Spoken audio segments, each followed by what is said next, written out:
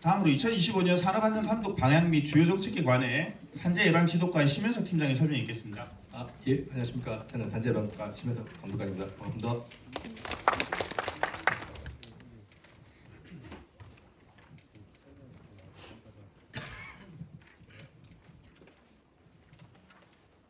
예. 저희 산업안전 분야 설명드리겠습니다. 저희 올해 산업안전 분야의 목표는 현장 중심의 노사자율 안전보갈 책임 확립입니다. 말씀드릴 순서는 올해 산업안전 감독 방향, 달라지는 산업안전 보건제도, 마지막으로 사업장의 지원제도를 설명드리도록 하겠습니다. 먼저 산업안전 감독 방향입니다. 저희가 기본적으로 근로기준 분야와 감독 방향은 일축 비슷합니다. 다만 저희는 이제 22년도부터 실질적으로 이렇게 이제 감독을 진행해 왔다. 제가 22년도에 중대재해 감축 로드맵을 발표하면서 대한민국의 사고 사망 만원율이 OECD 가입국 중에 밑에서 세 번째여서 OECD 평균만큼 줄여보자. 저희가 22년도에 사고 사망 만원이 0.436 퍼밀리어드였고요. 26년까지 0.29 퍼밀리어드까지 좀 줄여보자. 그래서 저희가 기존에 실시하던 감독 이런 형태의 개별 사업장 중심, 위반 사항 적발 중심, 각종 서류 검토 중심의 일률적인 시정시 과태료로는 더 이상 산업재해를 줄일 수 없다. 그래서 사업장에서 위험을 가장 잘 알고 있는 근로자 그리고 사업주의 의지로 재해를 줄일 수 있다고 해서 취약 업종 중심, 구조적 원인 파악 중심, 실태 설문조사 중심으로 감독을 좀 개편했고요. 그리고 이러한 개편을 통해서 발굴된 위험 요인은 기존과 같이 사법 처리, 과태료 부과가 아니라 시정 지시 또는 개선 공고안을 제시해서 노사의 수긍하에 노사가 참여하에 실질적으로 위험 요인을 개선 또는 이제 발굴해서 개선할 수 있도록 유도하기 위해서 이런 형태로 저희가 감독을 개선했고요. 올해도 역시 그러한 방향에 따라서 감독을 진행할 예정입니다. 그래서 저희가 주요 방법으로 첫 번째 이제 고위험 사업장을 선제적으로 점검을 하는데 이 고위험 사업장은 산업재해 현황, 위험기계 보유 현황 여부 등을 바탕으로 해서 이제 산재 데이터를 기본으로 빅데이터 분석을 합니다. 그래서 분석을 통해서 이 사업장은 고위험 사업장으로 분류된다고 하면 사전에 공문을 시달하고 자체적인 안전 개선을 유도한 다음에 그 이후에 점검을 실시하게 됩니다. 그래서 저희가 이제 이런 공문을 딱 보내면 우리 사업장은 왜 산업재해도 한 건도 없고 특별하게 위험 기계기구도 보유하고 있는데 왜 우리 사업장이 고위험 사업장입니까? 라고 의문을 가지시고 문의하신 사업장도 있습니다.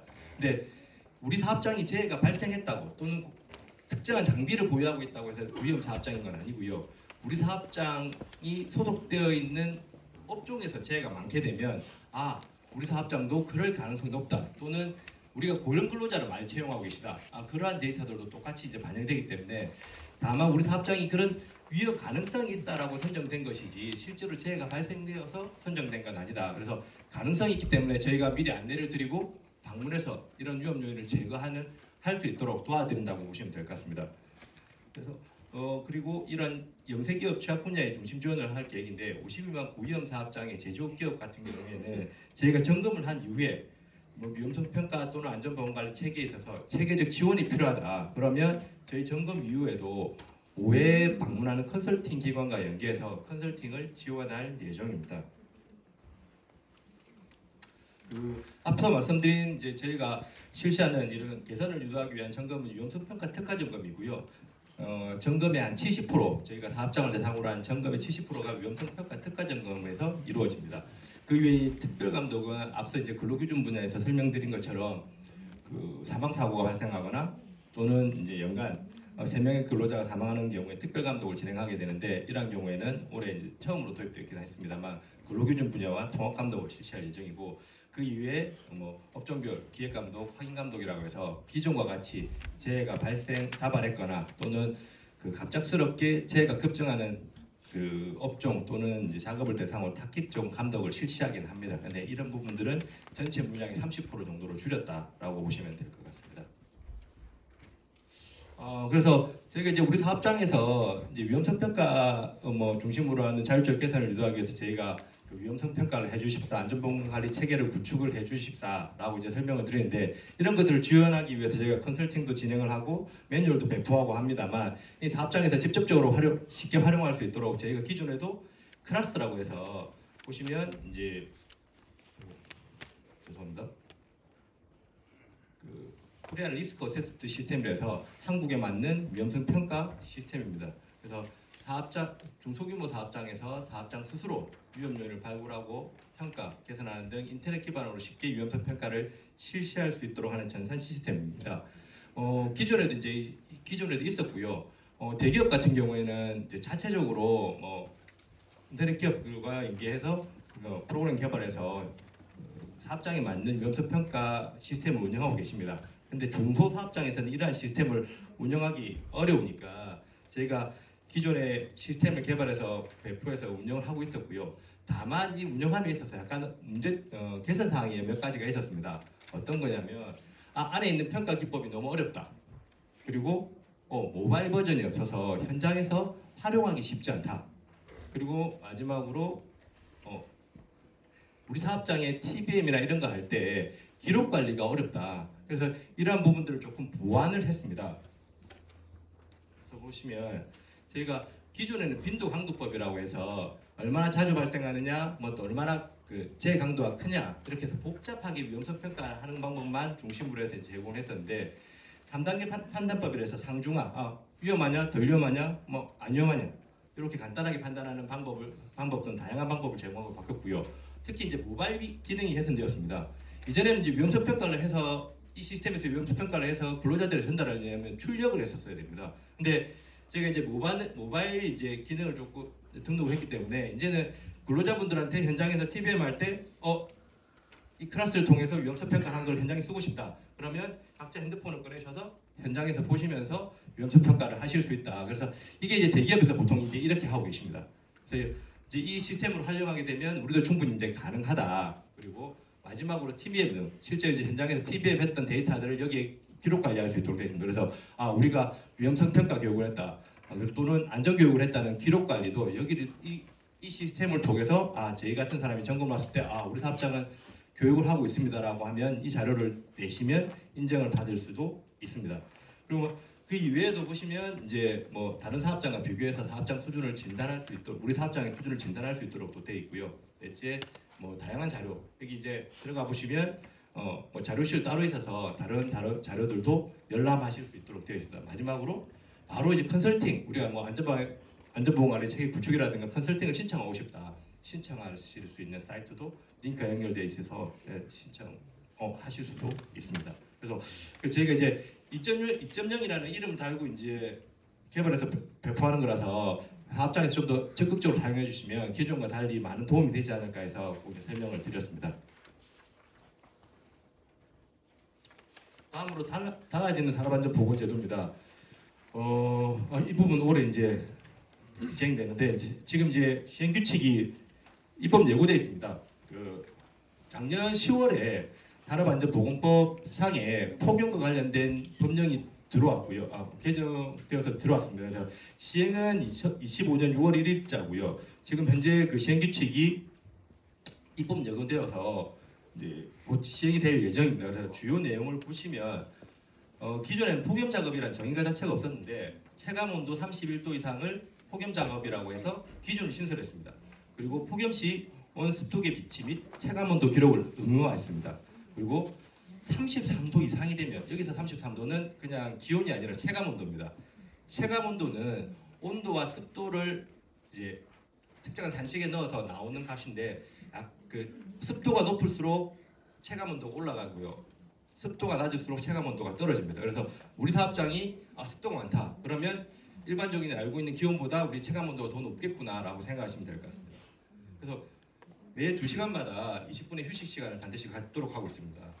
주요 내용을 다시 간단하게 보시면 이제 그 시행 규칙에 있는 주요 내용이 이런 내용들입니다. 사업주의 보건 조치, 폭염 작업이 예상되는 경우 31도가 아니라도 오후에 우리가 폭염 작업이 될 것 같다. 기본적으로 그런 작업이 있을 것 같다.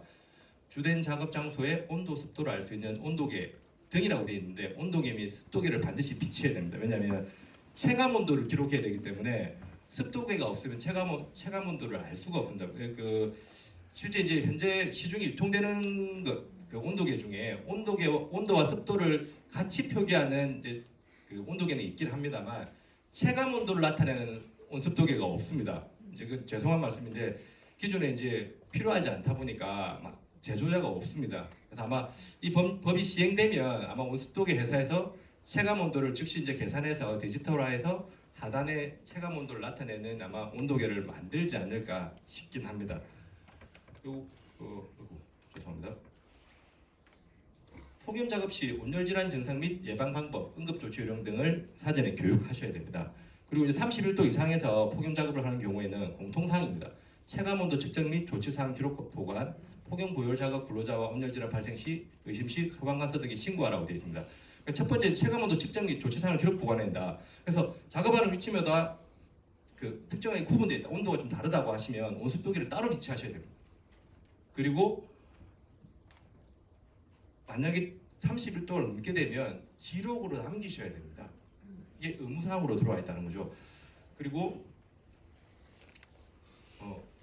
폭염 고열 작업 근로자와 온열 질환 발생 시 소방관사 등에 신고하도록 되어 있는데 이게 이제 조금 논란이 되어서 신고 등의 조치를 해야 된다고 법령상에 되어 있습니다. 그래서 모 사업장에서 질문이 있었습니다. 뭐 대기업입니다. 대기업 같은 경우에는 보통 사내에 그 응급 구조팀이 따로 있습니다. 그래서 그 응급 구조팀에서 병원으로 후송하면 법령 위반이냐라고 질문이 있었습니다. 근데 아마 그거는 아직 그 확정해서 매뉴얼이 내려오진 않았습니다만 아니라고 이제 거의 판단되는 게 소방관서 등에 신고하여 적절한 조치를 하여야 한다고 되어 있습니다. 그래서 약간 오해 소지가 있을 수 있는 게 만약에 이제 쓰러진 분이 있는데 병원에 가지 않아서 병원에 후송하지 않고 보통 이 온열 질환으로 사망하시는 경우 어떤 경우냐면 어지럽다고 또는 몸이 안 좋다고 하면 보통 어떻게 하시냐면 휴게실 가서 쉬세요. 몸이 안 좋으신 것 같은데 어제 뭐 술을 드셨나? 아니면 갑자기 뭐 피곤할 수도 있지 않습니까? 그러다 보니까 이게 온열 질환이라고 의심하지 않고 휴게실 가서 혼자 쉬시게 만듭니다. 근데 혼자 쉬신다고 온열 질환인 경우에 열사병인 경우에 일사병인 경우에 체온이 돌아오지 않습니다. 왜냐하면 체내에 온도를 조절하는 중추신경계 마비에 의해서 온도가 계속 체온이 떨어지지 않고 장기에 손상이 옵니다. 그렇게 해서 쓰러져서 돌아가시는 상황이 생기다 보니까 이러한 의무조항을 반드시 법에 넣었습니다. 죄송합니다. 넣었습니다. 그래서 요 이제 신고 등 의무사항이 생겼고요. 그다음에 실내 작업인 경우에 냉방, 통풍 등의 온습도를 조절하는 설치한다. 작업 시간대를 조절한다. 적절한 휴식 시간을 부여한다. 그 중에서도 3번 적절한 휴식 시간 부여가 제일 중요한 내용이고요. 옥외 작업인 경우에도 마찬가지입니다.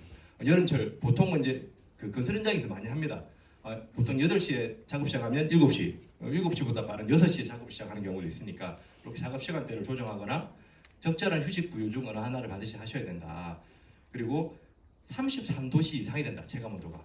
그러면 반드시 몇 시간마다 20분의 휴식 시간을 취하셔야 됩니다.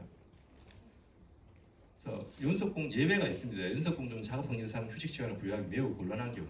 근데 이 연속공정도 우리가 연속공정으로 연속으로 일하지 않냐라고 생각하실 수도 있습니다만 예외 조항은 저희가 그 특정한 산업, 특정한 진짜 정말 연속으로만 작업해야 되는 공정에 제한을 걸어놨습니다. 그래서 대부분의 사업장은 여기 해당되지 않는 걸로 알고 있습니다. 그래서 이게 워낙 급박하게 돌아가는 입법안이다 보니까 정확하게 매뉴얼이 내려오지 않아서 설명을 드릴 수는 없습니다만 이제 그렇게 되어 있고요. 마지막으로 기존에도 소금과 음료수 등을 충분히 비치하도록 명확하였습니다. 그래서 기존에도 작년 같은 경우에도 저희가 폭염경보 또는 폭염주의보가 발령되면 물, 그늘, 휴식 그래서 또 물, 바람, 휴식 그 옥외인 경우 그늘, 실내인 경우 바람, 선풍기 등을 통해 이제 바람을 제공하라고 했습니다. 그래서 작년까지만 해도 물, 그늘, 휴식을 제공하지 않으면 처벌받지 않았습니다. 의무사항이 아니라 권고사항이었습니다. 근데 올해부터는 이게 의무사항으로 들어왔습니다. 그래서 혹여나 이제 물, 그늘, 휴식을 제공하지 않아서 혹시 근로자가 문제 제기를 하면 법 위반이 될 수 있다. 그래서 그에 따라서 처벌을 받으실 수도 있고 또는 이러한 그 폭염 근로자가 발생을 하게 되면 이러한 조항들 위반으로 해서 처벌을 받으실 수도 있습니다. 그래서 아직까지 이제 여름이 되기 전입니다만 이게 큰 틀에서 이제 법령 변화가 좀 생겼으니까 미리 우리가 우리 작업이 옥외 작업이고 폭염에 노출될 수 있는 작업이다. 그러면 온습도계를 좀 비춰야 되는가 미리 구매를 좀 하시거나 또는 우리가 이제 작업상 이제 봄 여름에는 체감온도 33도가 넘을 것 같다. 그러면 지금 우리가 1시부터 3시까지 하고 3시부터 10분까지 쉬는데 이거 10분을 더 쉬어야 되나? 아니면 어떻게 할 것인가? 이게 매 시간마다 20분인데 요건 그 단서 조항을 좀 달아서 저희가 1시간마다 10분을 쉴 수 있습니다. 매 시간마다 20분이기 때문에 20분을 매 2시간마다 이내 20분이기 때문에 이 2시간 이내에 20분을 어떻게 쉴지는 10분씩 나눠 쉬셔도 되고 2시간을 한 번에 쉬셔도 됩니다. 근데 가급적이면 1시간마다 10분씩 쉬는 걸 권장드립니다. 왜냐하면 기본적으로 체온이 쭉 올라가다가 딱 작업을 멈추고 10분간 딱 쉬면 체온이 뚝 떨어집니다. 그래서 실제로는 열사병을 폭염에서 이제 운열 질환을 예방하려면 기존과 같이 1시간마다 10분씩 쉬는 게 가장 바람직합니다만 이제 그렇게 규제를 만들면 사업장에서 준수하는데 어려움이 있을 것 같아서 현재 기준은 이 형태로 해서 매 2시간마다 20분을 휴식하도록 요구하고 있습니다. 그래서 이 내용은 조금 이제 길게 설명을 드렸고요. 다음으로 이제 위험성 평가 인정 관리 강화입니다. 위험성 평가 제도라는 거 인정이라고 해서 사업장에서 많이 하고 계십니다. 중소사업장의 실있는 위험성 평가 실시를 위해 100인 미만 사업장에 대해 위험성 평가 활동 수준을 심사하여 인정하고 산재보험료 감면 등 혜택을 지원하는 사업입니다. 그래서 이게 이제 사업장에서 많이 하시는 이유가 우리 사업장에서 산재보험료 20%를 감면받는 금액이 제법 큽니다. 그러다 보니까 많이 하고 계시고 또는 이제 산재 감독도 면제받다 보니까 하시는데 이렇게 이제 저희가 인정을 내어드리고 있다 보니까 초창기에는 저희가 위험성 평가라는 것을 확산시키기 위해서 특별하게 인정 취소 제도가 없고 사후 심사 기능 없이 최초 인정을 받으면 이제 산재 감면 보험료 감면 애들을 쭉 해왔습니다. 그러다 보니까 이게 부실하게 운영된다. 그래서 여기 인정을 조금 강화했으면 좋겠다 관리를. 그래서 위험성 평가 인정 기준을 상향을 했습니다. 70점에서 90점. 인정 사업장에 사후 점검 반드시 인정 기간 동안 한 번을 방문하도록 되어 있습니다. 그리고 여기 방문해서 저희가 이제 위험 요인이 좀 있을 것 같아 이거 바꿔주세요 또 개선해달라고 했을 때 개선을 미행할 경우에 인정이 취소될 수 있습니다. 인정이 취소되면 감면받던 산재보험료를 다시 이제 감면받지 못하게 되니까 여러 가지 손실이 생길 수 있지 않겠습니까? 그래서 혹시나 우리가 이게 기존에 인정받고 계시다 그러면 이제 기존보다 조금 더 체계적으로 관리를 해야 되겠구나라고 생각하시면 될 것 같습니다. 다음으로 이제 건설업 안전보험관리비 인상이 되었습니다. 그래서 건설 현장에서 조금 더 안전관리비를 안전에 이제 예산을 좀 더 많이 투입할 수 있도록 되었고요. 산업재해 근로자의 날이 법정 기념일로 지정되었습니다. 매월 4월 28일은 국제적으로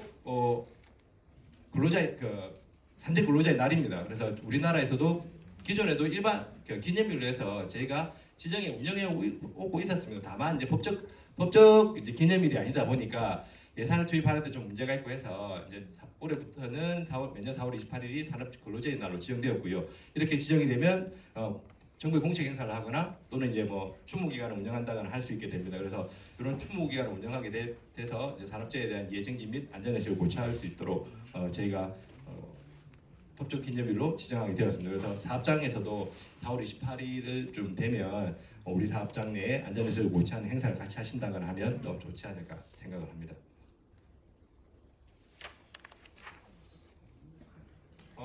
마지막으로 정직 수요자를 위한 지원 제도인데 앞서 이제 아까 제가 설명드렸던 이제 클래스 위험성 평가 시스템은 이제 관리적인 차원에서 저희가 지원한다 그러면 이제 실질적으로 이제 금전적으로 지원하는 제도들도 있습니다. 그래서 중소기업 대상 사업자 대상으로 이제 안전관리 지원 사업인데 사고 사망 등 고위험 개선 사업 지원, 스마트 안전장비 지원 사업, 50명 대상 운전질환 예방 장비 지원. 올해 이 사업은 없었는데 올해 이제 법령이 개정되면서 사업장 내에 이제 그 장치를 이제 다량 설치해야 될 수 있으니 이런 부분들에 대해서 지원하기 위해서 이제 급하게 마련된 사업입니다. 주요 내용을 보면 그 사고 사망 고위험 개선 사업은 저희가 3천만 원까지 지원하고요. 최대 그래서 실제 들어가는 비용의 70%까지 지원합니다. 주요 지원 장비로는 대상 50인만 사업장에만 지원이 됩니다. 주요 지원 설비로는 이제 추돌 방지 장치라든가 고소 작업대 또는 이제 각종 위험 부위에 부착하는 방호 설비 등을 지원하고요.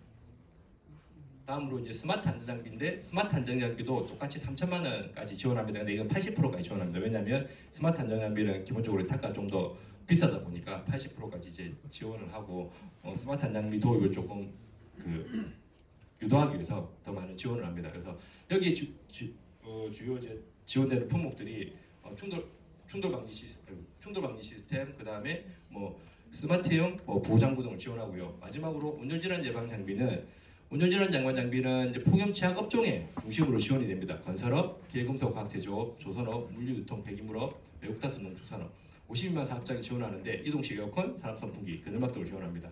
똑같이 이제 2천만 원까지 지원하고요. 70%까지 저희가 지원합니다. 그리고 운전환경 개선 설비인데 이건 100인만 사업장인데 이제 이거는 이제 고정 개선 설비입니다. 그래서 고정식 산업용 냉풍기 등도 지원하고요. 동일 사업장에 최대 3천만 원까지 지원합니다. 마지막 내용은 이제 단체 근로자에게 생활안전자금 지원하는데 기존에도 이러한 제도 등이 있었습니다. 네, 그 항목 중에 13세 미만 자녀가 있는 경우에 단체 근로자에게 1,000만 원 한도까지 용자 금액이 신설되어서 혹시나 우리 사업장 내 산재 사고가 당한 근로자가 생활에 어려움이 있다면 이런 제도를 활용해 보시면 좋을 것 같습니다. 예, 이상 말씀 마치도록 하겠습니다. 네, 감사합니다.